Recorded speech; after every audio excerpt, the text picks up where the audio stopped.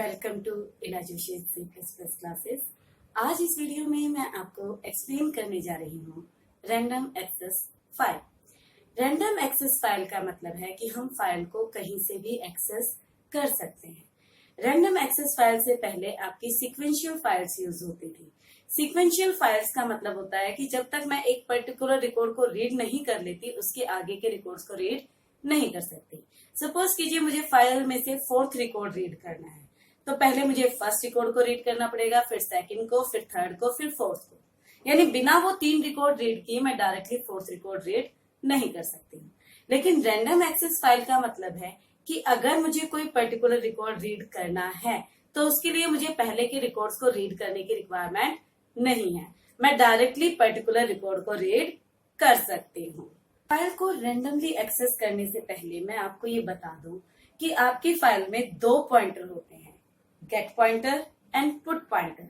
Gate pointer वो position specify करता है जहां से फाइल में से नेक्स्ट रीड ऑपरेशन परफॉर्म होगा, जबकि पुट पॉइंटर ये स्पेसिफाई करता है कि अगर मैं फाइल में रिकॉर्ड राइट करूंगी तो नेक्स्ट रिकॉर्ड फाइल में कौन सी पोजीशन पे राइट होगा। अगर मैं ये जानना चाहूं कि एट प्रेजेंटली मेरी फाइल में ये पॉइंटर्स कहाँ हैं, तो उसके लिए हमारे स्पेसिफिक फंक्शन यूज होते हैं। सबसे पहले मैं बात करती हूँ गेट पॉइंटर की। गेट पॉइंटर से रिलेटेड हमारे पास 2 फंक्शन अवेलेबल हैं, टेलजी फंक्शन एंड सीकजी फंक्शन। टेलजी फंक्शन आपको ये बताता है कि एट प्रेजेंटली मेरी फाइल में गेट पॉइंटर कहाँ पर है। यानी अगर मैं ये जानना चाहूँ कि गेट पॉइंटर फिलहाल मेरी फाइल में कहाँ पर है, तो उसके लिए हम यूज करेंगे टेलजी फंक्शन।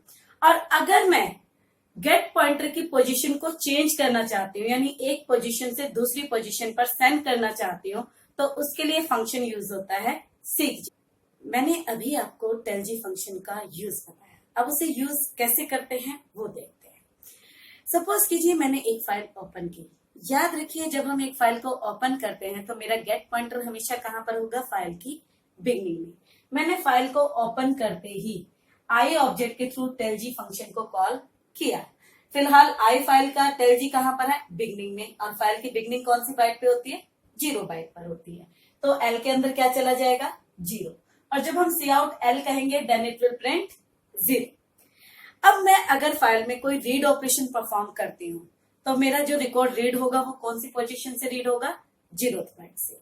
और जितनी बाइट मैं एक बार में रीड करूंगी मेरा गेट पॉइंटर उतनी बाइट से आगे मूव अपने आप कर जाएगा।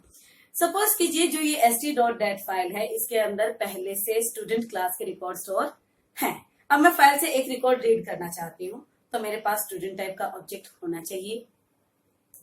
मैंने स्टूडेंट टाइप का ऑब्जेक्ट लिया s, फाइल में से एक रिकॉर्ड रीड किया और स्टोर कर दिया s में, साइज ऑफ s। माना आपके एक रिकॉर्ड का साइज 10 बाइट है, यानी आप एक बार में कितनी बाइट रीड कर रही हैं, 10।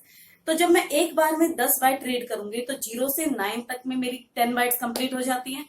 यानी मेरा गेट पॉइंटर कहां पर पहुंच जाएगा, अपने आप से 10th बाइट पे। अब अगर मैं गेट पॉइंटर की पोजीशन फाइंड आउट करूं using tellg, then it will return 10। मैंने कहा l equal to I dot tellg. फिलहाल मेरा गेट पॉइंटर 10वीं बाइट में है क्योंकि एक रिकॉर्ड में 10 बाइट थी और 0 to 9 हमारा 10 बाइट का रिकॉर्ड कंप्लीट हो जाता है और गेट पॉइंटर ऑटोमेटिकली उससे नेक्स्ट बाइट पे शिफ्ट होता है, यानी 10वीं बाइट पर होगा।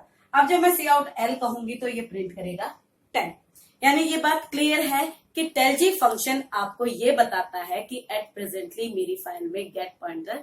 अब बात करते हैं कि अगर मुझे गेट पॉइंटर की पोजीशन अपनी फाइल में चेंज करनी है तो वो हम कैसे करें।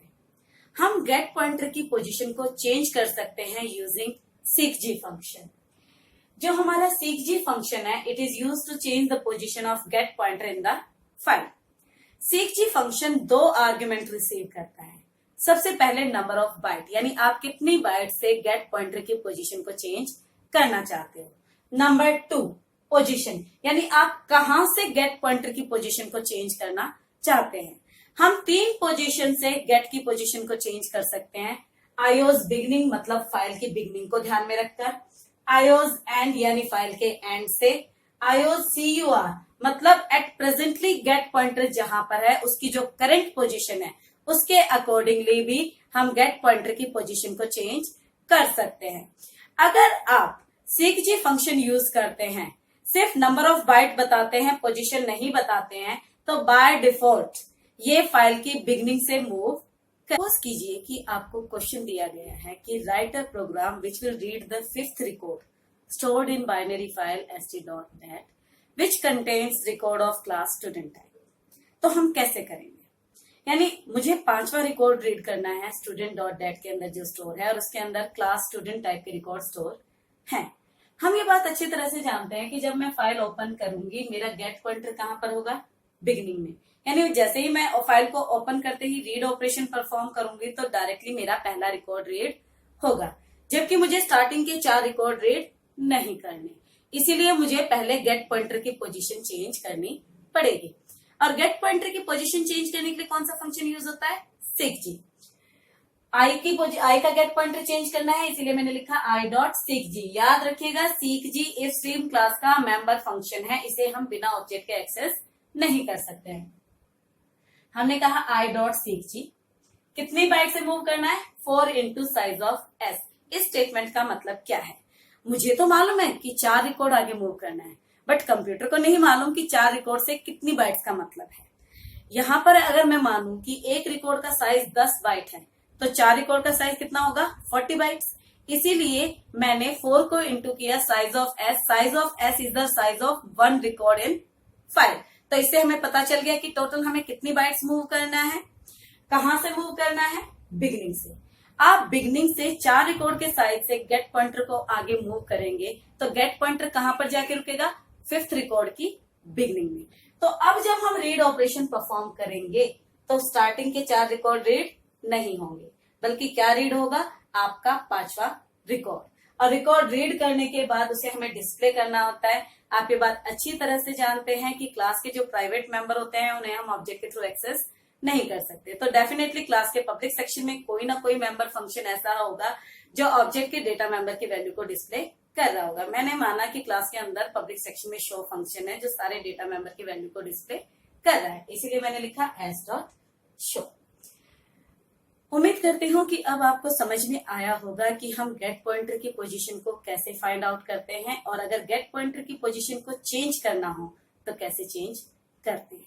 अगर आपको कंटेंट समझ में आया हो तो वीडियो को लाइक करें, शेयर करें, सब्सक्राइब करें and don't forget to ring the bell.